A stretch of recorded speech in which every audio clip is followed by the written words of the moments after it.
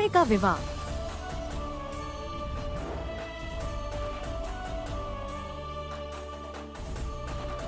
एक बार राजा कृष्णदेव राय और तेनालीराम के बीच किसी बात को लेकर विवाद हो गया।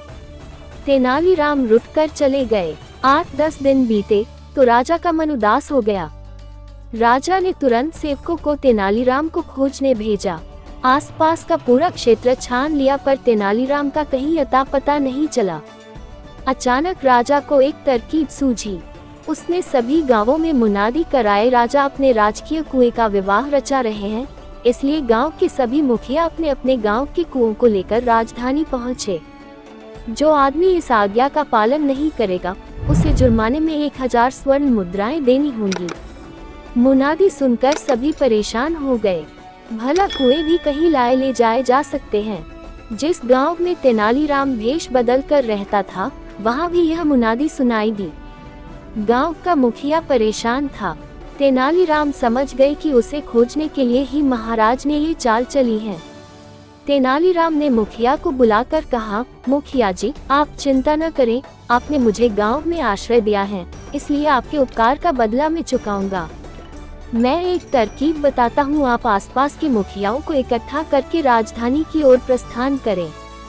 सलाह के अनुसार सभी राजधानी की ओर चल दिए। तेनालीराम भी उनके साथ थे। राजधानी के बाहर पहुंचकर वे एक जगह पर रुक गए। एक आदमी को मुखिया का संदेश देकर राजदरबार में भेजा। वह आदमी दरबार में पहुंचा और तेनालीराम की राय के अनुसार बोला, महाराज, हमारे गांव के कुएं विवाह में शामिल होने के लिए राजधानी के बाहर डेरा डाले हैं।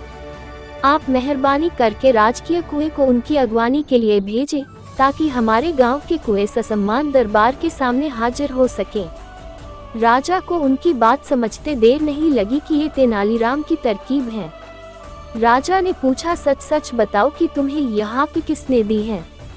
राजन, थोड़े दिन पहले हमारे गांव में एक परदेशी आकर रुका था, उसी ने हमें ये तरकीब बताई है, आगंतुक ने जवाब दिया। सारी बात सुनकर राजा स्वयं रथ पर बैठकर राजधानी से बाहर आए और ससम्मान तेनालीराम को दरबार में वापस लाए। गांव वालों को भी पुरस्कार देकर विदा किया।